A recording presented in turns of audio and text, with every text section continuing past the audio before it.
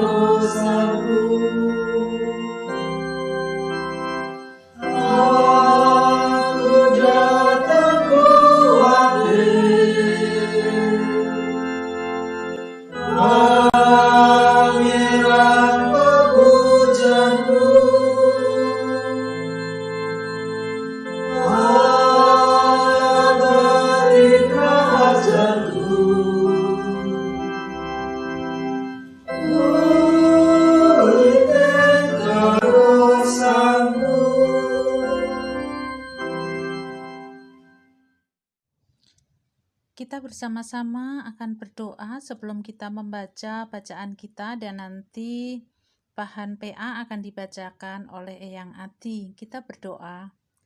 Tuhan Allah di surga, terima kasih Tuhan sudah mempertemukan kami semuanya melalui media online ini.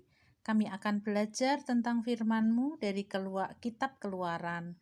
Tuhan memberkati kami semuanya. Walaupun di antara kami masih ada yang harus berjuang untuk mendapatkan pemulihan kesehatan, tetapi kami boleh bersama untuk belajar dan mengerti tentang firman-Mu. Kami serahkan waktu ini kepada Engkau. Dalam nama Tuhan Yesus kami berdoa. Amin.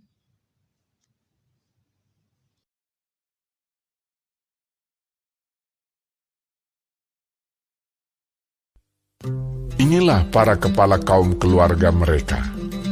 Anak-anak Ruben, anak sulung Israel, Henoh, Palu, Hezron, dan Karmi. Itulah kaum-kaum Ruben.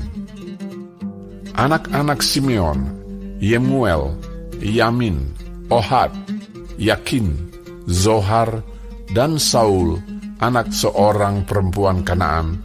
Itulah kaum-kaum Simeon. Inilah nama anak-anak Lewi menurut urutan kelahirannya: Gerson, Kehat, dan Merari. Umur Lewi 137 tahun. Anak-anak Gerson, Libni, dan Simei menurut kaum mereka. Anak-anak Kehat, Amram, Yishar, Hebron, dan Uziel. Umur Kehat 133 tahun. Anak-anak Merari, Mahli, dan Musi. Itulah kaum-kaum Lewi menurut urutannya. Dan Amram mengambil Yokhebed, saudara ayahnya, menjadi istrinya, dan perempuan ini melahirkan Harun dan Musa baginya. Umur Amram 137 tahun. Anak-anak Yizhar, Korah, Nevek, dan Sikri. Anak-anak Uziel, Misael, Elsafan, dan Sitri. Dan Harun mengambil Eliseba, anak perempuan Aminadab, saudara perempuan Nahason, menjadi istrinya, dan perempuan ini melahirkan baginya Nadab, Abihu, Eleazar, dan Itamar. Anak-anak Korah, Asir, Elkana, dan Abiasaf. Itulah kaum-kaum orang Korah. Eleazar, anak Harun, mengambil salah seorang anak perempuan, Putiel, menjadi istrinya, dan perempuan ini melahirkan Pinehas baginya. Itulah para kepala kaum keluarga orang Lewi menurut kaum mereka. Itulah Harun dan Musa yang diperintahkan Tuhan. Bawalah orang Israel keluar dari tanah Mesir menurut pasukan mereka.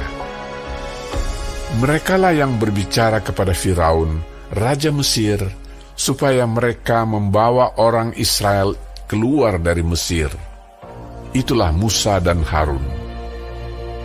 Pada waktu Tuhan berfirman kepada Musa di tanah Mesir, Tuhan berfirman kepadanya, "Akulah Tuhan, katakanlah kepada Firaun, raja Mesir, segala yang kufirmankan kepadamu."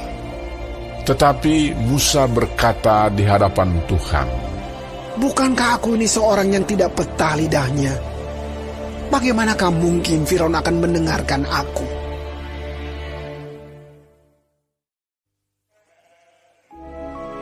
Berfirmanlah Tuhan kepada Musa, "Lihat, aku mengangkat engkau sebagai Allah bagi Firaun, dan Harun abangmu akan menjadi nabimu. Engkau harus mengatakan segala yang kuperintahkan kepadamu, dan Harun abangmu harus berbicara kepada Firaun, supaya dibiarkannya orang Israel itu pergi dari negerinya. Tetapi aku akan mengeraskan hati Firaun, dan aku akan memperbanyak tanda-tanda dan mujizat-mujizat yang kubuat di tanah Mesir. Bila mana Firaun tidak mendengarkan kamu, maka aku akan mendatangkan tanganku kepada Mesir dan mengeluarkan pasukanku, umatku, orang Israel dari tanah Mesir dengan hukuman-hukuman yang berat. Dan orang Mesir itu akan mengetahui bahwa akulah Tuhan, apabila aku mengacungkan tanganku terhadap Mesir dan membawa orang Israel keluar dari tengah-tengah mereka." Demikianlah diperbuat Musa dan Harun, seperti yang diperintahkan Tuhan kepada mereka. Demikianlah diperbuat mereka. Adapun Musa 80 tahun umurnya, dan Harun 83 tahun, ketika mereka berbicara kepada Firaun. Dan Tuhan berfirman kepada Musa dan Harun, Apabila Firaun berkata kepada kamu, tunjukkanlah suatu mujizat, maka haruslah kau katakan kepada Harun, ambillah tongkatmu, dan lemparkanlah itu di depan Firaun, maka tongkat itu akan menjadi ular. Musa dan Harun pergi menghadap Firaun, lalu mereka berbuat seperti yang diperintahkan Tuhan. Harun melemparkan tongkatnya di depan Firaun dan para pegawainya, maka tongkat itu menjadi ular.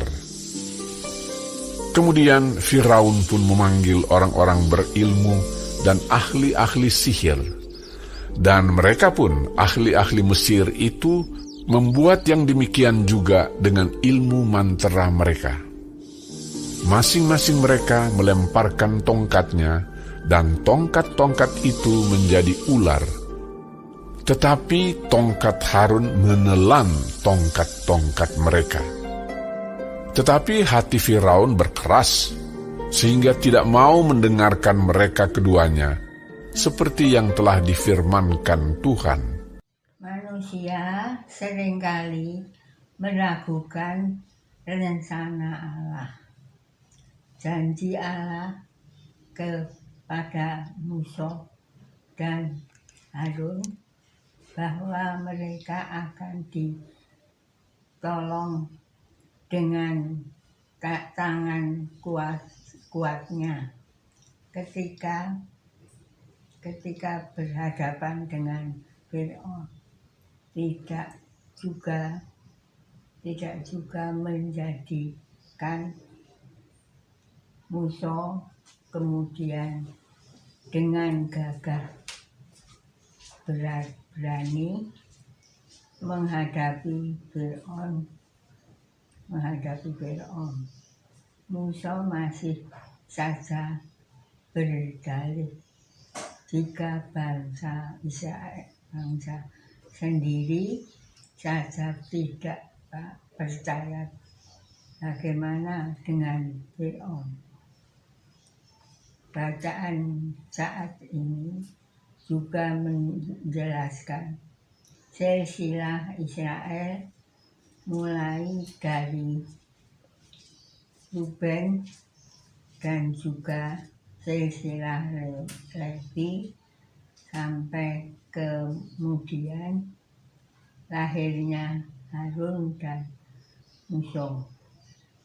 Tuhan mengingatkan kembali kepada Musa dan Harun bahwa orang Israel harus dibawa keluar dari tanah Mesir.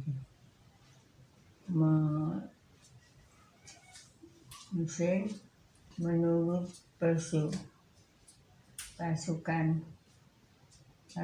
mereka, walaupun mungkin masih dengan berat hati karena Musa masih saja mempersoalkan peta lidahnya. Musa akhirnya menghadap Firaun dengan bekal apa yang telah disampaikan oleh Tuhan ketika Tuhan memanggil dan mengutus Musa. Musa dan Harun menghadap Firaun. Musa harus melakukan apa yang telah diperintahkan Tuhan. Sedangkan Harun kepada Firaun Allah mengeraskan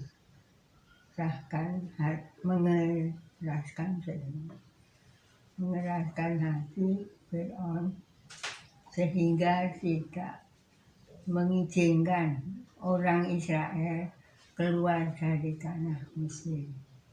Walaupun mujizat telah dinyatakan melalui tongkat yang dilemparkan menjadi ular, tetapi Fir'aun tetap mengeraskan hati. Fir'aun justru memanggil ahli sihir untuk menandingi tongkat yang menjadi ular tersebut. Allah sudah sedemikian merencanakan bagaimana Israel keluar dari tanah Mesir. Seringkali manusia meragukan dengan rencana Allah yang besar, padahal janji Allah adalah iya dan amin. Itulah sebabnya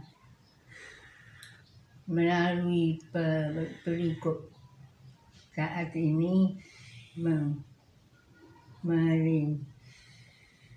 marilah kita belajar untuk tidak meragukan dan tidak menggagalkan rencana Allah. Bagaimana caranya tidak mengeraskan hati akan firman Tuhan, tetapi meyakini bahwa karya Tuhan pasti nyata dalam kehidupan kita.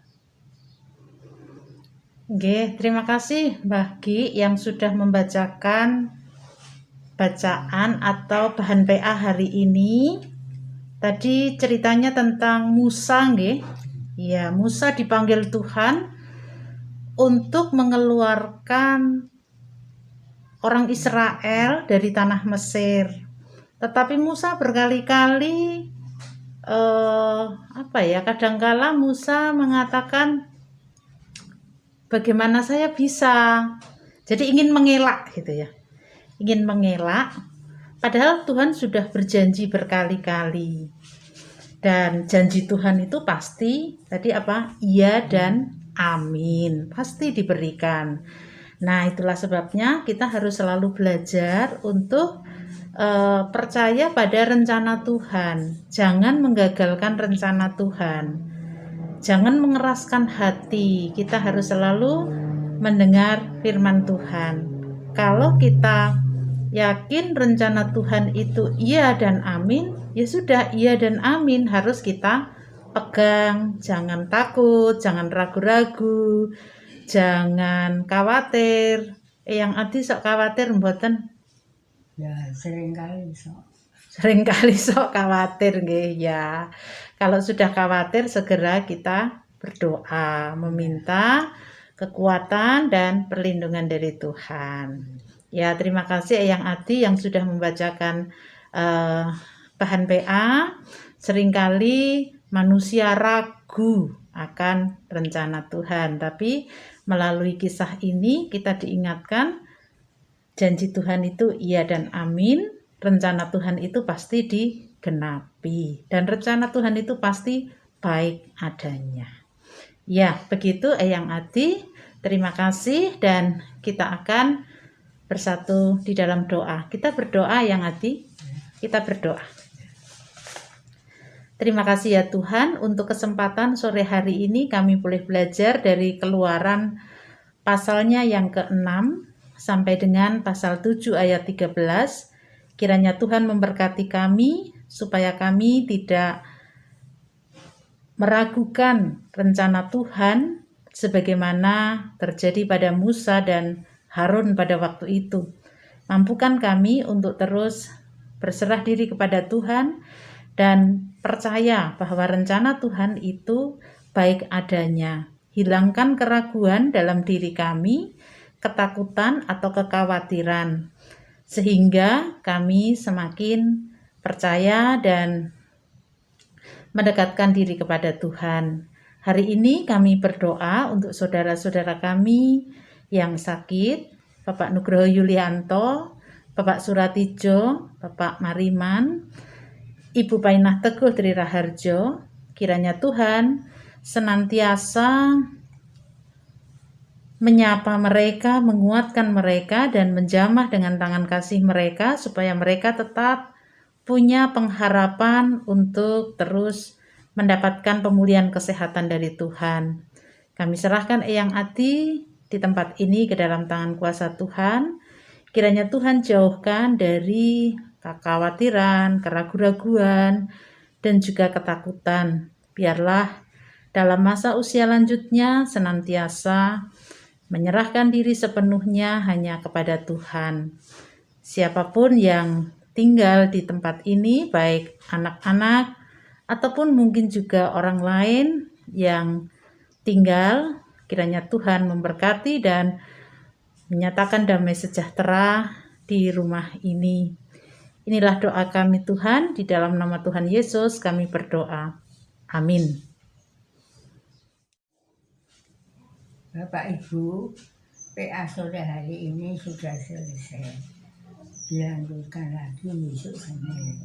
Mari kita berdoa untuk supaya dalam perjalanan sehat. Terima kasih. Dadah.